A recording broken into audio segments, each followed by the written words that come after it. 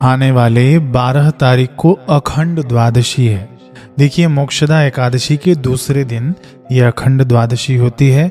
मार्गशीर्ष के शुक्ल पक्ष की द्वादशी को अखंड द्वादशी कहते हैं और इस द्वादशी की बड़ी अद्भुत महिमा हमारे शास्त्रों में वर्णित है।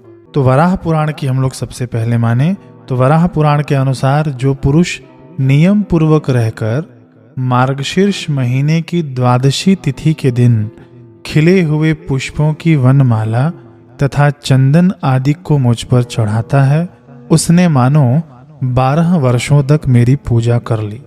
देखिए कितना अद्भुत योग है ये। सुबह सुबह हम स्नान कर लें और पारण करने के पहले ही यदि संभव हो तो ये पूजन हम लोग कर लें। भगवान कह रहे हैं कि पुष्पों की वनमाला तथा चंदन आदि को मुझ पर जो चढ़ाता है, तो आप क्या करना कि सीधे सीधे पंचोपचार से पूजन कर लेना।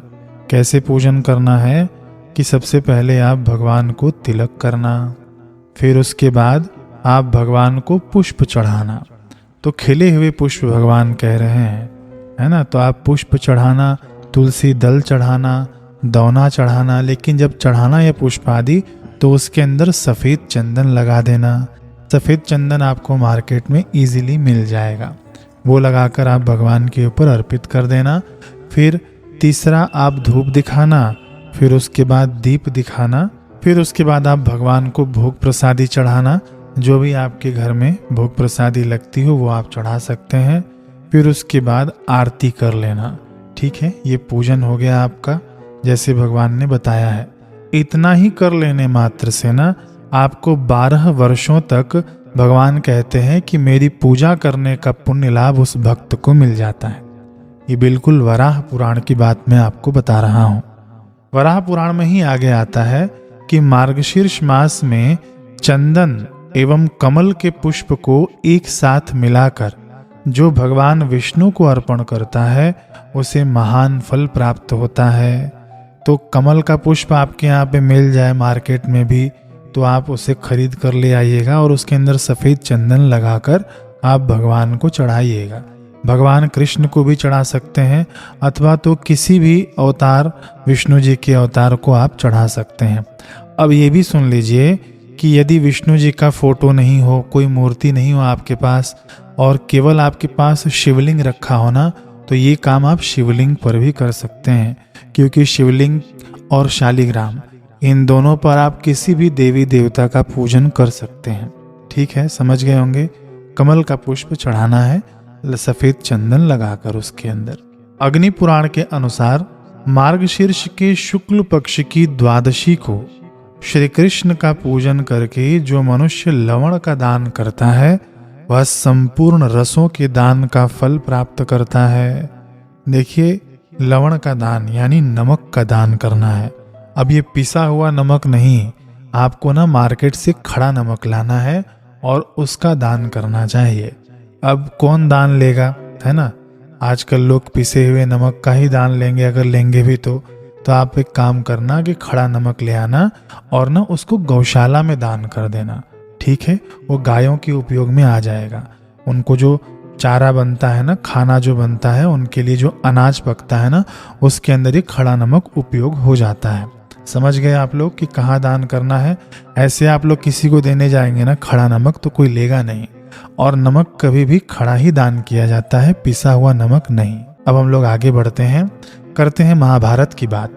महाभारत के अनुशासन पर्व में आता है कि द्वादश्याम मार्ग शीर्षे तु अहोरात्रेण केशवम अर्चयाश्वमेधम प्राप्नोति दुष्कृतम चास्य नश्यति।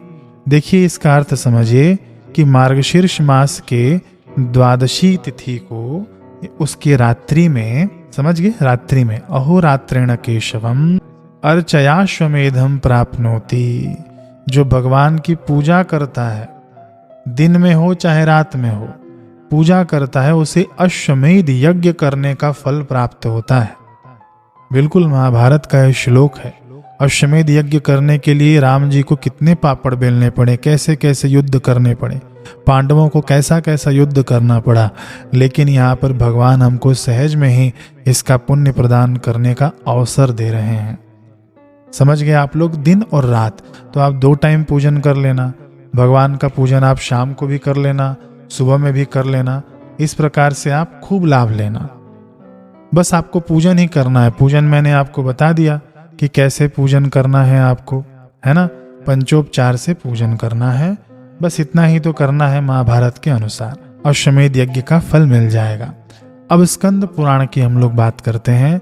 स्कंद पुराण के अनुसार मार्गशीर्ष मास में श्री भगवान विष्णु को या उनके अन्य स्वरूप को स्नान कराने का विशेष महत्व है, विशेषतः द्वादशी को। तो देखिए इसी द्वादशी की बात हो रही है।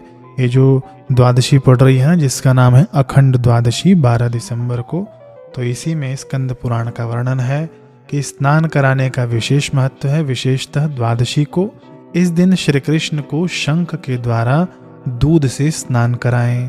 तो आप क्या काम करना कि शंख लेना, दक्षिणावर्ती शंख हो चाहे वामवर्ती शंख हो, कोई भी शंख चल जाएगा। जो भी आपके घर में शंख अवेलेबल हो उसी शंख को लेना। सबसे पहले आप पानी डालने के बाद आप जल से स्नान कराना पहले भगवान को, फिर उसके बाद उसी शंख में दूध रखना, दूध से फिर भगवान को स्नान कराना। मंत्र कौन सा बोलेंगे आप?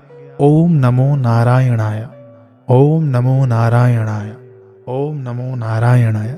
यही मंत्र है जो हमारे शास्त्रों में वर्णित है। मार्गशीर्ष मास में इसी मंत्र के द्वारा भगवान की पूजा करनी चाहिए।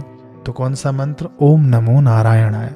इस मंत्र से दूध से स्नान करा देना, फिर से आप जल से भगवान को स्नान कराना, ओम नमो नारायणाय कहते हुए। ठीक है। यदि मान लीजिए आपके पास लड्डू गोपाल की छोटी मूर्ति नहीं हो, भगवान का कोई स्वरूप नहीं हो आपके पास, तो क्या करें? किसी भी मंदिर आदि में चले जाना। एक ही दिन की तो बात है, आप किसी भी मंदिर में जाकर इससे अभिषेक कर सकते हैं। यदि आपके पास कुछ भी नहीं है तो शिव जी के ऊपर भी शंख से अभिषेक आप कर सकते हैं। जी हाँ, मैं बिल्कुल अपने होश में बोल रहा हूँ। आप शिवलिंग के ऊपर भी शंख से अभिषेक कर सकते हैं। शास्त्रों में दोनों बताया गया है, शंख से अभिषेक कर भी सकते हैं और कई शास्त्रों में मना है। ठीक है, लेकिन जो लोग कर रहे हैं वो भी गलत नहीं है और जो लोग नहीं कर रहे हैं वो भी गलत नहीं है। आप शिव जी के ऊपर अखंड द्वादशी के दिन शंख से अभिषेक कर सकते हैं यदि कृष्ण की कोई मूर्ति नहीं हो। समझ गए आप लोग? यदि भगवान कृष्ण की मूर्ति है आपके पास तो उस पर आप स्नान करा देना। अब मान लीजिए कि आपके पास फोटो है, तो फोटो पर कैसे करें? तो फोटो के आगे आप एक कटोरी रख लेना और भावना करते हुए आप शंख से दूध उस कटोरी में चढ़ा देना और वह दुग्ध को पीपल के वृक्ष में डाल देना। ठीक है। द्वादशी रहेगी ना तो आप तुलसी में नहीं डालना, पीपल के वृक्ष में ही वो दूध डालना। तो ये थी संपूर्ण जानकारी अखंड द्वादशी की, और आप सभी लोग जरूर इसका लाभ लीजिएगा और औरों को भी शेयर कर दीजिएगा, क्योंकि ऐसी तिथियां ना वर्ष में कभी कभार आती हैं और शास्त्रों में कैसी महिमा है इसकी। मिलते हैं अब हम लोग अगले वीडियो में। हरे कृष्ण।